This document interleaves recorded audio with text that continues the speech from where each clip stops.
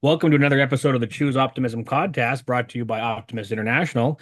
We're speaking with the governor of the South Carolina district, Bonnie Sherbert, who just had their fourth quarter district convention. Bonnie, thanks for being with us. Thanks for having me again. Yeah, it's great to have you back on. Last time we did your Optimist story, let's talk this a little bit about your journey to be governor. Just tell people a little bit about your journey to become the governor of the South Carolina district. Well, this is actually my second time being governor. My first time was a COVID governor, so I got halfway through, had to pivot and do things a little bit differently. And so had an opportunity to give it another try and accomplish some more through the year. And um, so here I am at the end of that year. Well, let's talk about a little about your fourth quarter meeting because you really focused on leadership this time on your fourth quarter meeting. Tell people a little bit about the background of why you really focused on the leadership when you started with Magic of Leadership this year.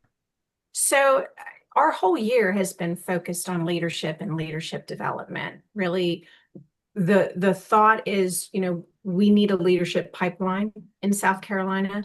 The future of optimism in our district is our leadership and ensuring that we have not only leaders this year, but next year, in 5 years, and in 10 years.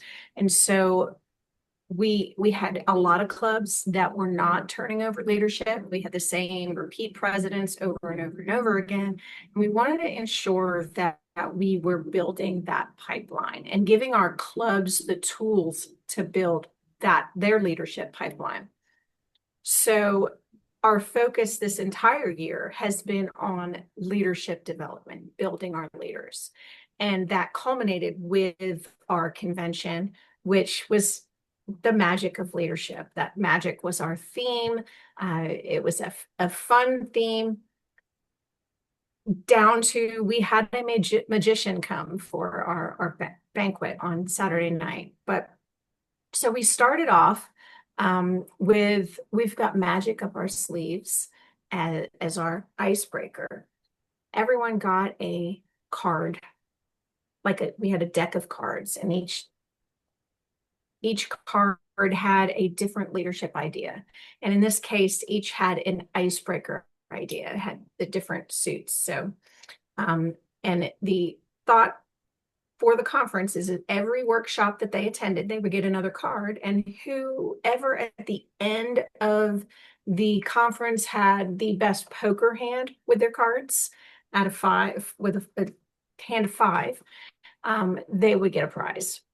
So everyone was incentivized to come to as many workshops as possible, because then they get a card for each and they can get the best hand. But the first icebreaker, all of their playing cards had an icebreaker idea on it.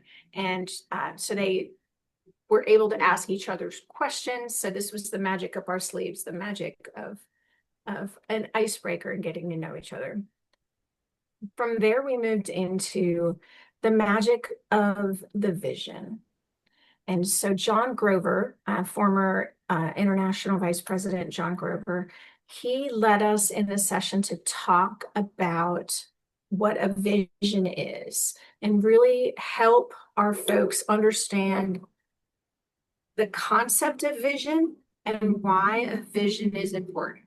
Our vision is where we want to go in the future. That's our destination. And I think of it like GPS, right? You open up your GPS and you know where you are. It's the first thing. You have to know where you are, and then where are you going? So you put in your vision of where you want to be in your GPS. So we had a whole session to talk about the vision, broke up into groups, and each group then was able to talk about what they think the vision for our district and the vision for Optimist International should be. And then we brought it all together, they shared, and then we talked about the Optimist International vision, which I boil down to having everyone know who we are and what we stand for, right? And so all clubs, I think, could get behind that. We want to know, well, everyone to know, optimists are here to bring out the best in youth. our communities and ourselves. That's what we do. We're Optimist International. This is what we help kids. So that our vision is for everyone to know that. Then we brought in a panel discussion. Our next session was the magic of influence. We brought in two different panelists.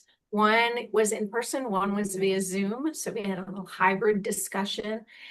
And we talked about partnerships and how we influence our communities and how we build partnerships, the importance of building those partnerships and having influence, staying connected to our communities.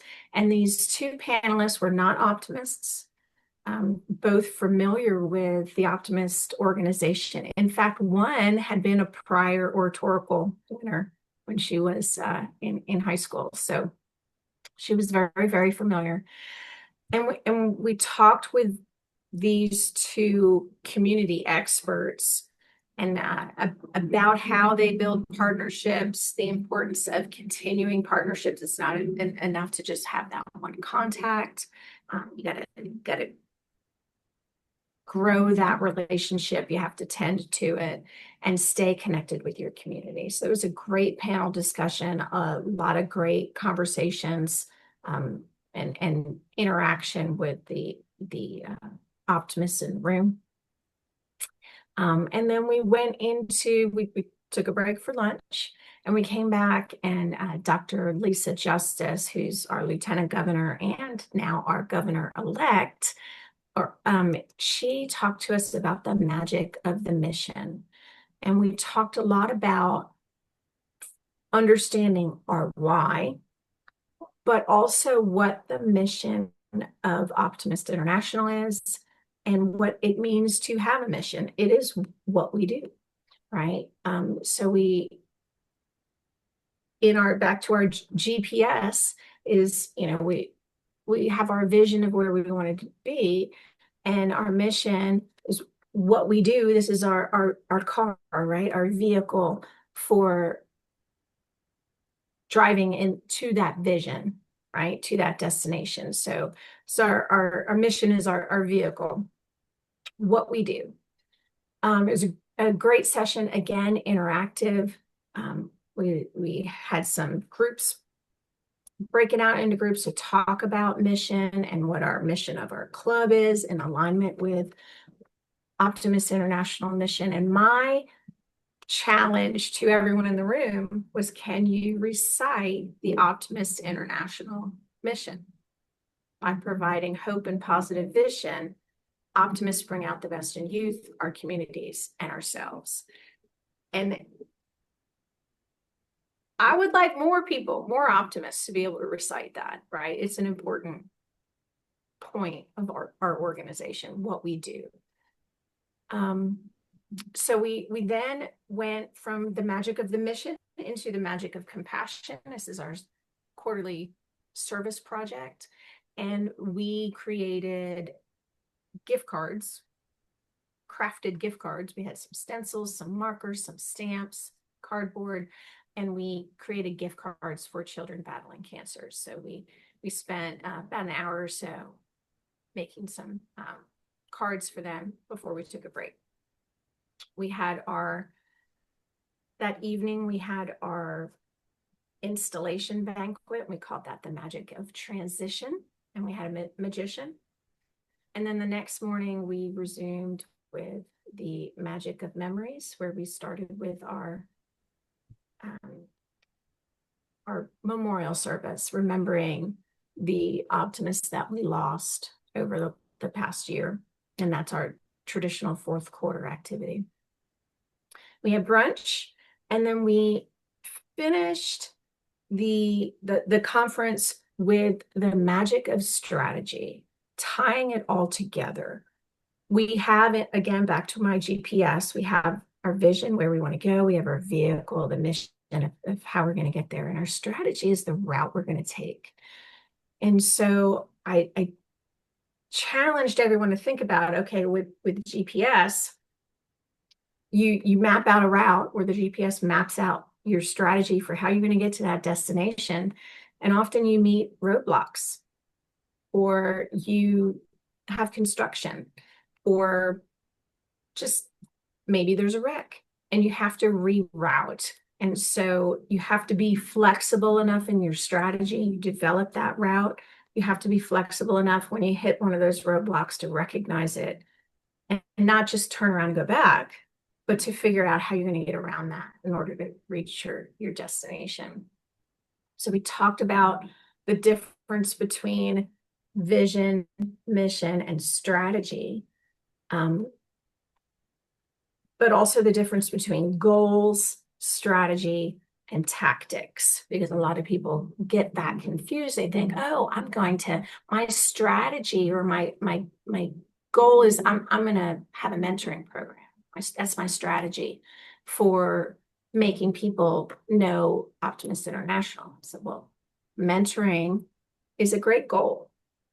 What's your strategy for getting kids in that mentoring program? How are you going to make people aware? So we may have a social media strategy.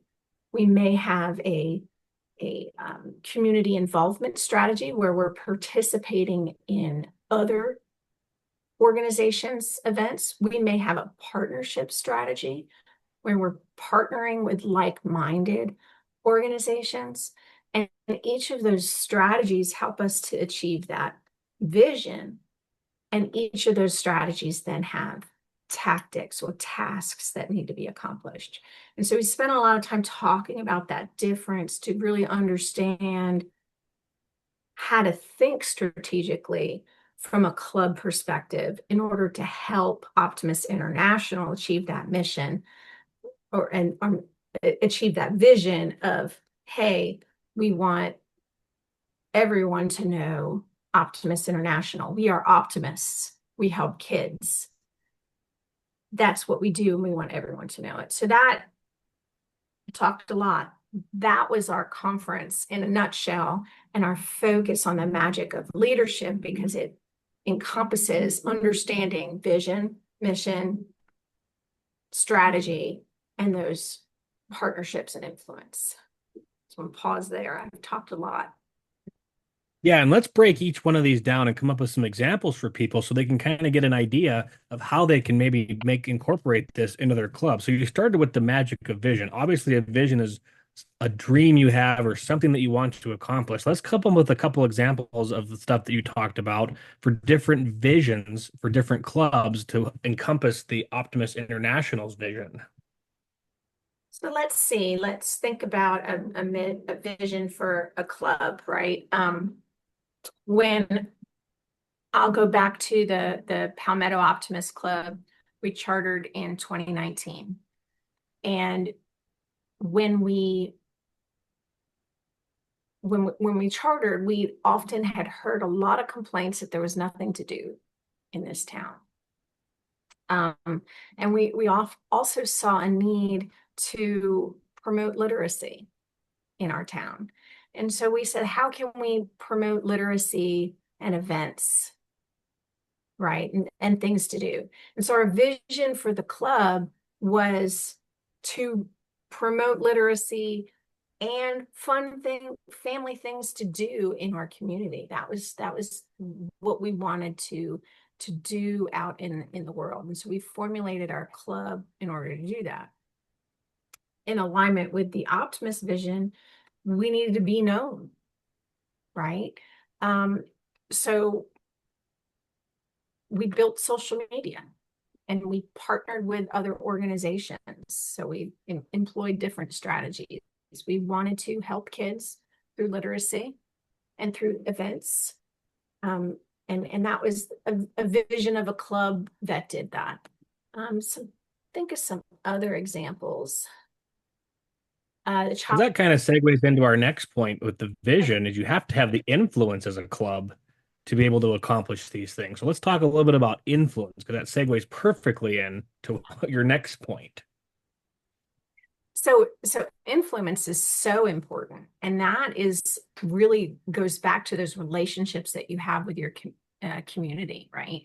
Your relationships with your local government, your city, your state, your county, however your government is structured. It's how it's structured here. So your relationship with your government, your relationship with similar organizations. We have many partnerships. We partner with Sumter County Safe Kids.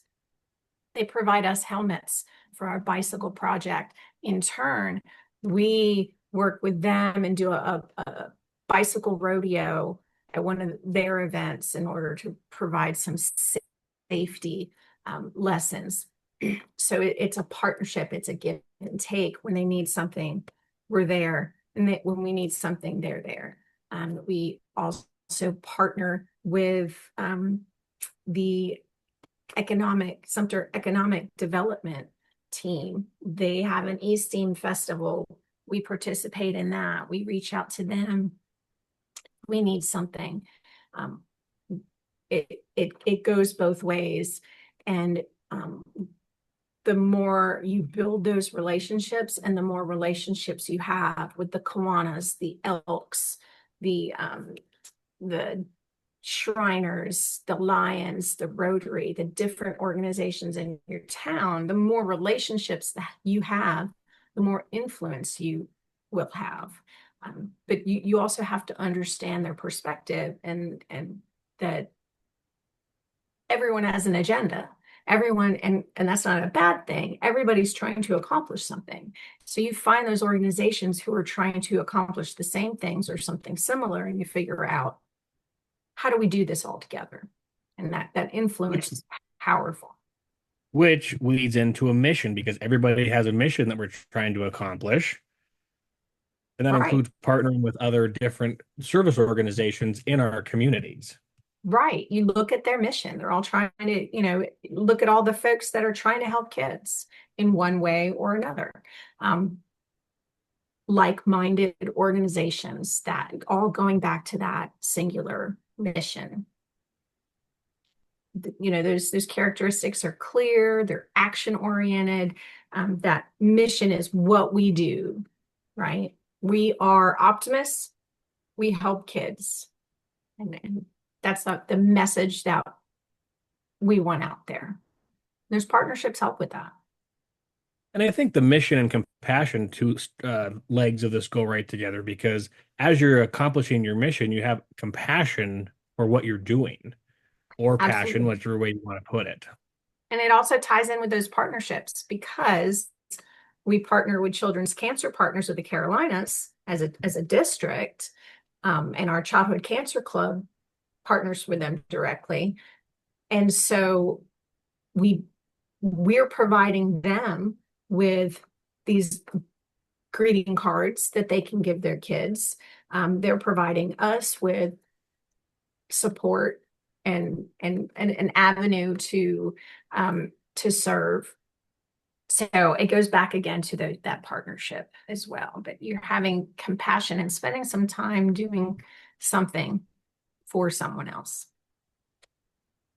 And you mentioned another thing that you did was the magic of memories, and you honored people that had passed away. I think it's very important to honor people that are a part of our organization. They've either passed away or not doing well with certain illnesses or such. Tell us a little bit about some of the things that you do with the magic of memories for people.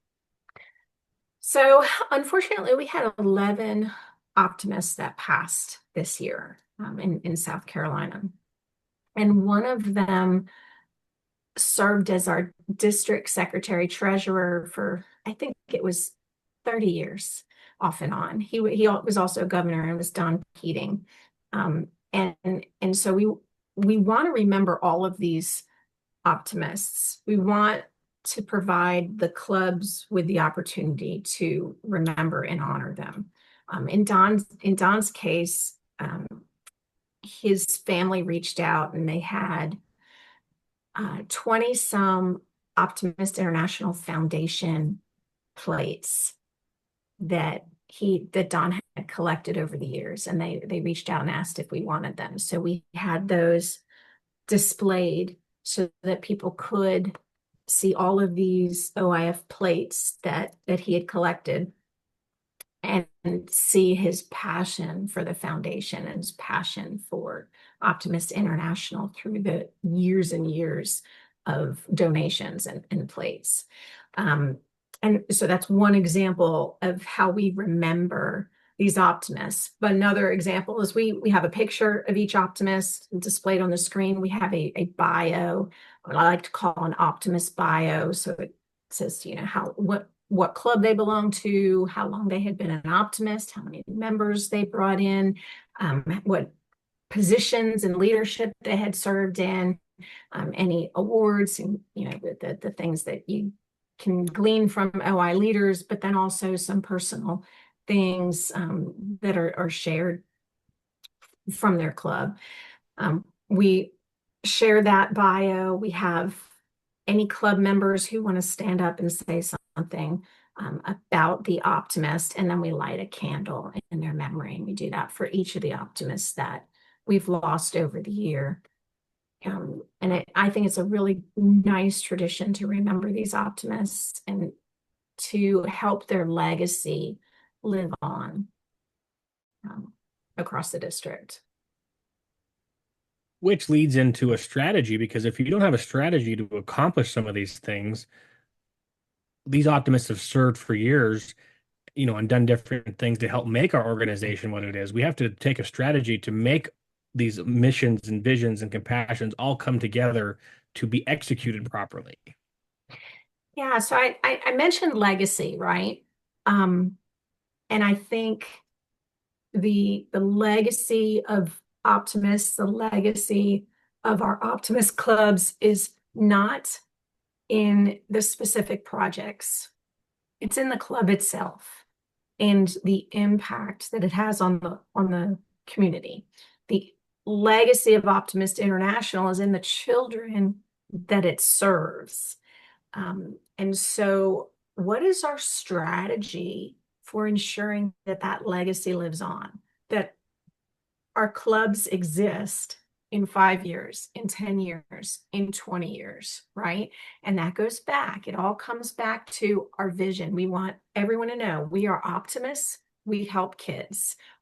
And so we need strategies to make sure that everybody knows that, because the people that we help today, that we teach today, that, hey, we are optimists, we help kids, the kids that we help in 20 years are going to remember Optimist International. Hey, you know what? I got a scholarship from them for the oratorical contest. I'm going to go back and be a speaker at their conference. Or that's our legacy, those children that we help. And I say that because we have to be able to leverage those relationships with our community, learn and adjust when our projects no longer serve that purpose. We have to say, hey, you know what? 10 years ago, we wanted this project that was going to promote literacy, but now we have the best literacy in the state. And other organizations have, I wish this was true, other organizations have taken up that mantle. Let's talk about what other things that we can help with now. But the point is, as we remember these optimists, we remember their impact, and we think about strategy in the future, we have to remember that the legacy lies within the club and the organization as a whole, not within the specific projects. So we can't be so married to the project that we're not willing to change, that we're not willing to give it up and try something else, or that we're not willing to hear and see new ideas. So Which I think people are always afraid of change. We need to accept change once in a while to make our organization better. Right. I hear lots of stories about the old guard. I use quotation marks there, the old guard saying no, the old guard wanting to do things the way they've always done them. And this could be any club. And that's a risk to our organization, because we're so tied to the way we have always done things, or the things that we have always done, that we're forgetting that the legacy that we're leaving behind is not in those things. it's in the organization as a whole. So I think it's really important for us to connect to that and think about where we want to be in the future and develop strategies. Just be really strategic about how we get there, right? These things don't happen by accident. And I think that's really important. So I'd say all that. This was all called the magic of leadership because this is what leaders do. Leaders have a vision. Leaders know their mission. Leaders are strategic. Leaders have influence.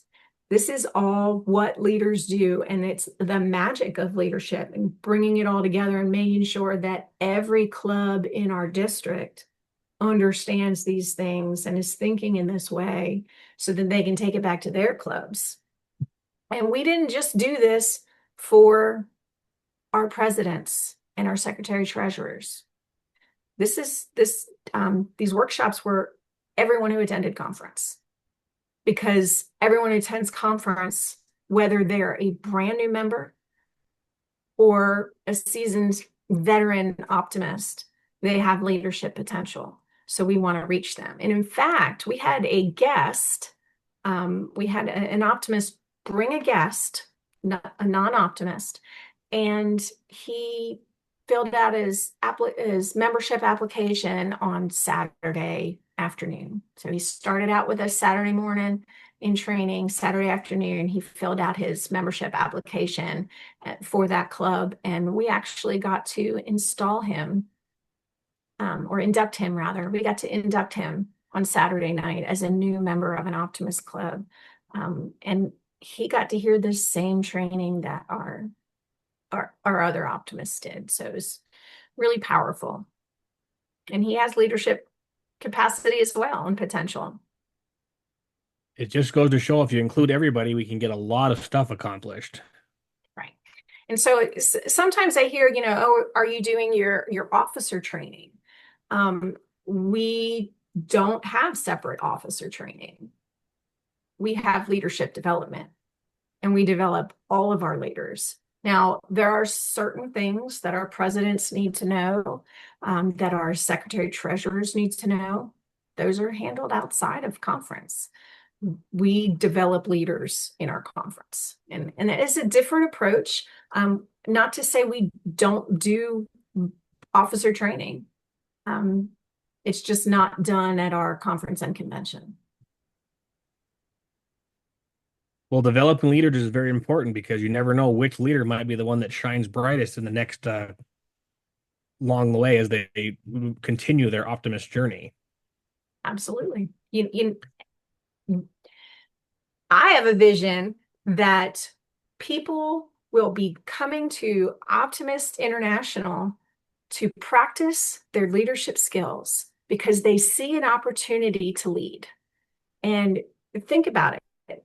People starting out their careers, and they can't get that management job because they don't have any leadership experience. They don't have any management experience. But what if they say, hey, you know what? I was a president of my Optimist Club. I served as lieutenant governor. I served as governor. I can lead volunteers. If you can lead volunteers, you can lead anyone. And suddenly we've provided them with this leadership experience that they need to grow in their career. I think we have the capacity to do that, but it goes back to that original Optimist mission. People need to know, or I'm sorry, the vision. People need to know that we're optimists. We help kids. And then we have those leadership opportunities. We have this structure. So people need to know who we are. Well, Bonnie, I can't tell you how much I appreciate you with us today talking about different leadership, and maybe this will inspire some clubs to look into some more leadership opportunities for different members of their club. That is a huge potential that you might have the best leader right in your backyard. Absolutely. And maybe they're a member and maybe not yet. But you give them that opportunity, and you never know. So I appreciate you having me here. And it was really great talking to you. Yes, I appreciate you coming on, and hopefully we can get together again soon on another topic down the road about who knows what. I certainly am not shy about talking, so That's a leadership thing, I think. could be, could be. Thanks, Shane.